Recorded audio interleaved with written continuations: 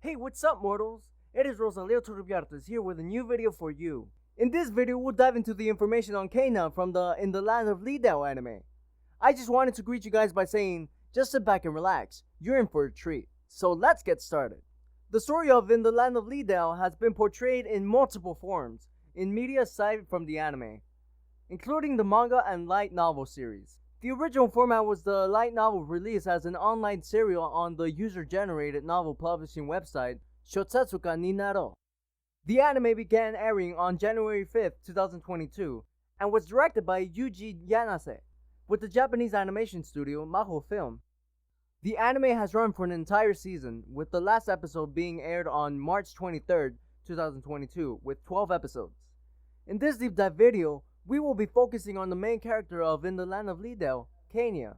Canya's original identity was that of an ordinary 15-year-old human living in Japan, who went by the name of Kainakagami. Born into a life of luxury thanks to her wealthy family, Kainakagami's life took an unexpected turn when both of her parents lost their lives in an unfortunate accident, which left her clinging to life support as her body was left paralyzed from the incident. As a way to escape from her unfortunate reality, unable to achieve a true sense of freedom in the real world, thanks to no longer being able to move her body, she frequently indulged herself in a certain VRML RPG. This game was known as World of Leadale, and was incredibly popular and famous, with over 10 million players in Japan alone. World of Leadale was such a successful VRML RPG that it could frequently hold multiple live public events. The game prided itself on its unique leveling system where you could build your specialized build forge through a skill tree and item list exceeding 4,000 different choices. Typically, the most significant level cap, the highest level you could achieve in the game, was 1,000. However, if a player completed the highest tier quest, you could unlock an even higher level, that being 1,100. Why do we bring this up? Well, that's because our main character, Kainakagami, became one of the most scarce players who ever reached the level of 1,100. Her chosen race in the game was a high elf, and one of her abilities, Third Skill Master, made it that she could grant skills to other players as well. Unfortunately for Kainakagami, this made her incredibly popular in a way that became annoying and suffocating, as she was constantly hounded for her ability to give skills to other players. This caused her to isolate herself within the game and move to a remote in her country server, the Black Kingdom of Libres. Her new isolated home became known as one of the Guardian Towers. It worked almost like a dungeon of sorts, with players unable to reach her and clear the Guardian Tower if they were able to climb to a very top for 24 hours without any rest. The tower she owned was said to be so tall that it stretched high into the heavens, but apparently the trial she made was easily compared to the methods used to conquer Guardian Towers made by other players. There were 13 towers in total in the game. Aside of hers, she became somewhat infamous within the game thanks to how powerful she was, and she was feared by other players, who had begun to call her alliances such as Ferocious Firepower and the Silver Ring Witch. She was also part of a guild named Cream Cheese. Something unique or darkly humorous or somewhat unsettlingly morbid was another ability she had gained thanks to her in-game race of High Elf. She heard what she called plant screams, which was most likely her overhearing the screams plants made when they walked through lush areas such as forests. Whether collecting medical herbs, stepping on flowers, or cutting down wood, these actions likely caused her to hear their pitiful cries constantly. This was perhaps put into the game to balance the race or add extra flavor to the race that will fit the world's lore. However, her life changed even further when misfortune caught up to her, and an unscheduled power cut caused Kainakagami's life support to disconnect from the system. As a result, her natural body died while she was still playing World of Leadale. Her digital life, fortunately, didn't end. Kainakagami's consciousness had been attached via a neutral link to her support AI key. Kainakagami's uncle created Key as an artificial intelligence made to ensure she never felt lonely and to assist her after the young girl was sentenced to life spent resting on a hospital bed. At first, Kainakagami didn't realize that her consciousness had become wholly trapped within the World of Leadale game. She only began to catch on when she noticed that she couldn't log out. When she tried to contact the administrators, she could not reach them either.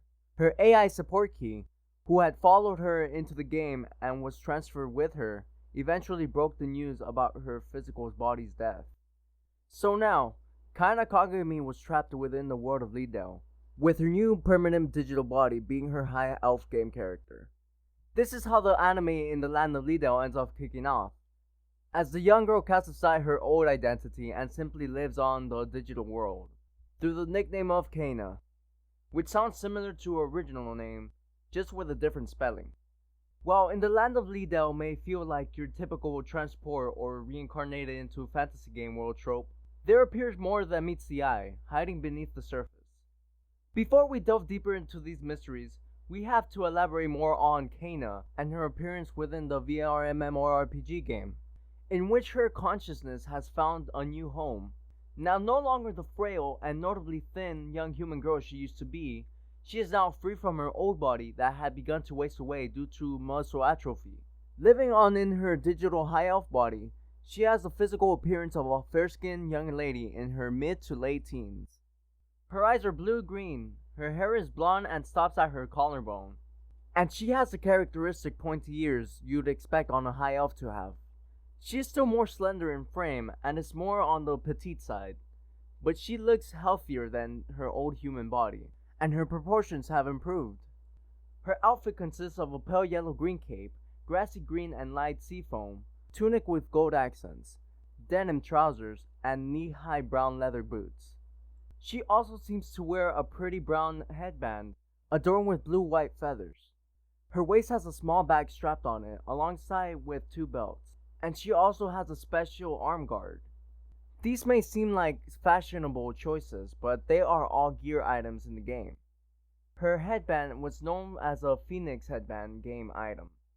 It gives the user a special ability to create barriers of invisibility in return of depleting her magic points, which were part of the energy needed to cast magic.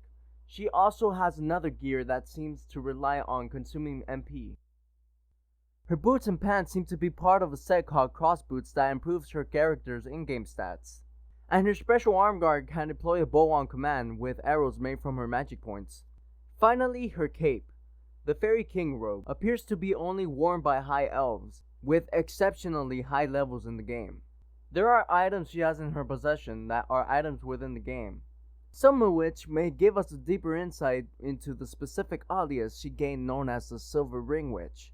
She holds an item known as the Silver Ring, a unique item given to her because of her alias, the title of Skill Master. The Silver Ring seems to have similar effect to the Phoenix headband in raised of her stats.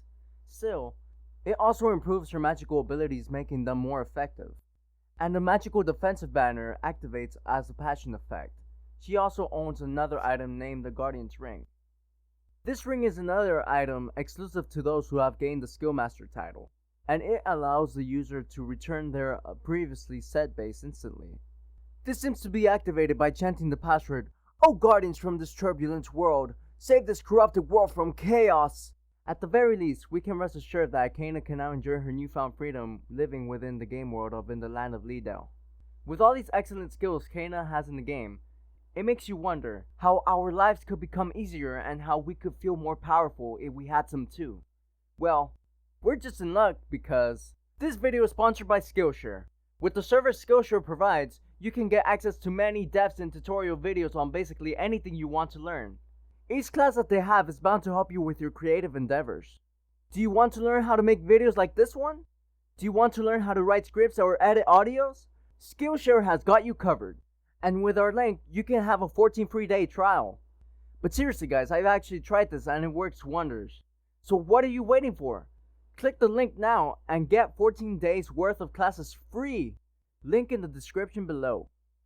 Well, in the English dub of the anime, she is instead voiced by Xanth Huyun, who's previously voiced Yui Hirasawa and Sachi in Sword Art Online.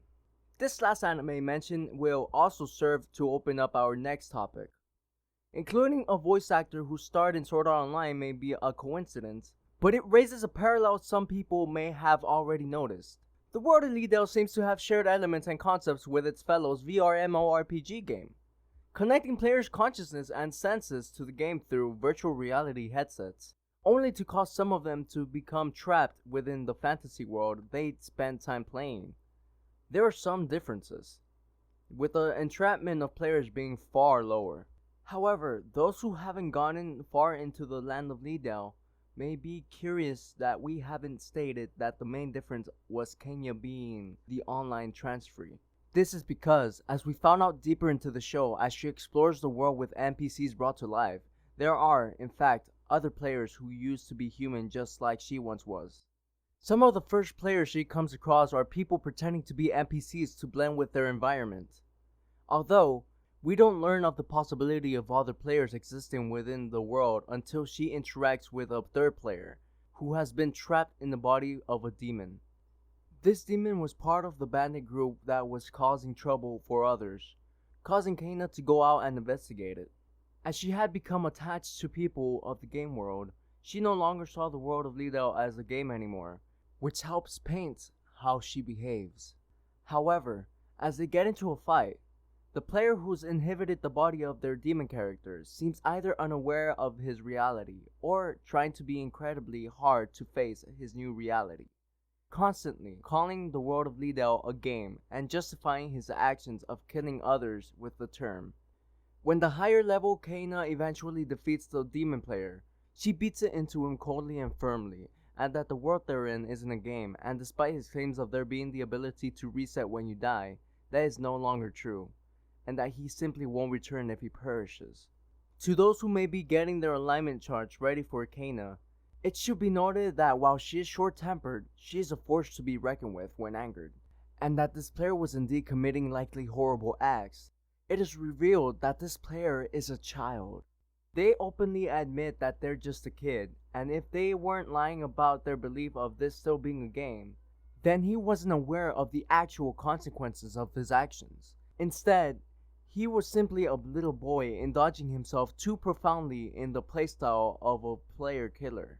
Most MMORPGs, whether part of virtual reality or not, tend to actively encourage fighting against monsters to gain experience points and level up to become stronger.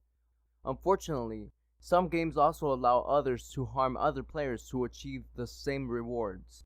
This was likely the same for the world of Leadale. As the Demon Boy mentions, the lack of game masters and thus the lack of any consequences for his in-game behavior, finally faced with the revelation that his actions were, in fact, something that impacted reality and that he could die.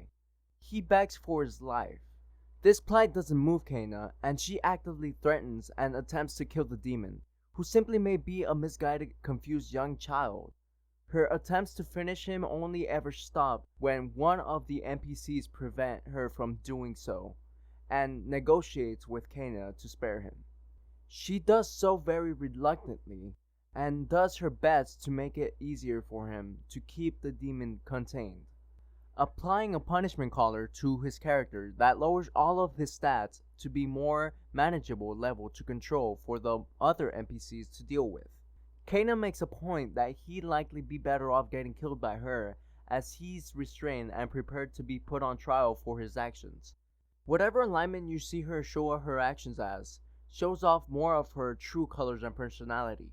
Further, in the anime, she also meets more players who meet her in private after realizing Kaina is a player like themselves. They are white Dragonborn, and what seems to be a regular human, the Dragonborn introduces himself to Kaina as Shining Saber. He introduced himself as the level 427th character, currently the leader of the knights within the city of Felscalo.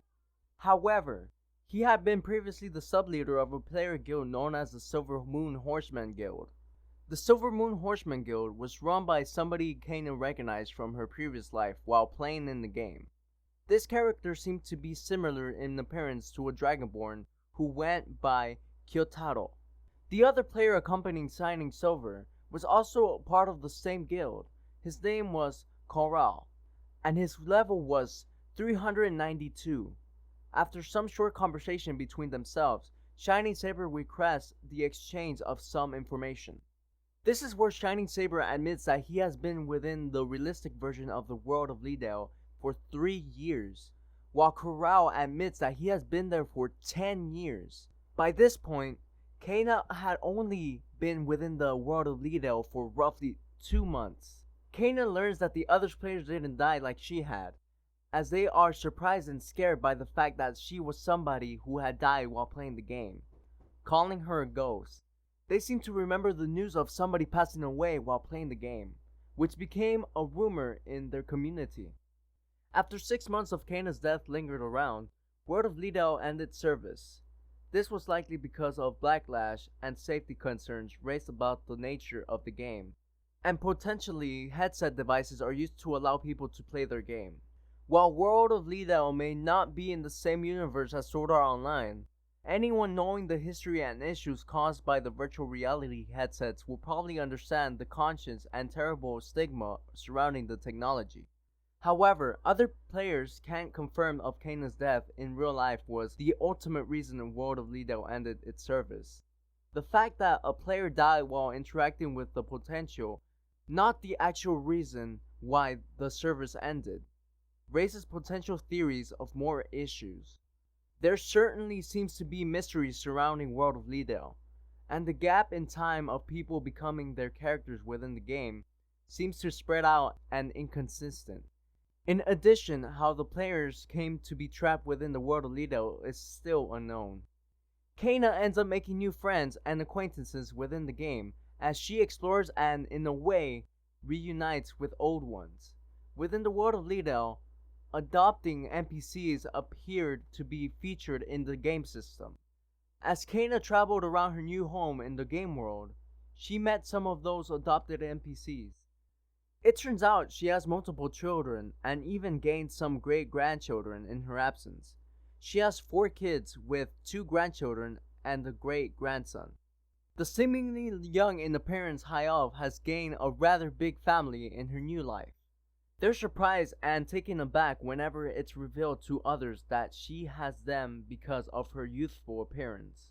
Despite previously seen to have a short temper, preferring to resort to strict punishment, and her frequent scolding of her children now that they seem to have become real, Kaina is still an enjoyable protagonist to watch. She treats the game world as reality and takes her new life seriously. Although she can sometimes achieve amazing feats in the eyes of NPCs without intending to, she is humble and prefers others not to talk her up, and despises her infamous alliance of the Silver Ring Witch. With all of this in mind, what are your opinions on Kaina? How do you feel about the game of World of Leadale? Finally, with 1 season complete, are there any of you looking forward to a potential 2nd season in the World of Leadale? Were some of these mysteries maybe solved? Let us know in the comments below. Thank you all for indulging yourselves in this information. Thus far, I really hope you enjoyed it. Now, there are a few things I'd like to go over before the video ends. Firstly, if you're in the mood for some great storytelling, we the Celestials have got you covered. Our We the Celestials My Hero Academia and Naruto What If channels retell the story of their namesake anime with a twist. Check it out if you're interested. Secondly, on behalf of We the Celestials, I'd like to thank everyone involved in the production of today's awesome content. Their details can be found in the description below. Lastly, if you're interested in what we do here at We the Celestials, then I'd like to extend you an invitation to join our team. The only caveat being that we only accept members from 16 and up to join our crew. You can sign up for whichever category fulfills your interest by using the recruitment Discord using the link in the description below. We're always looking for new members to join us.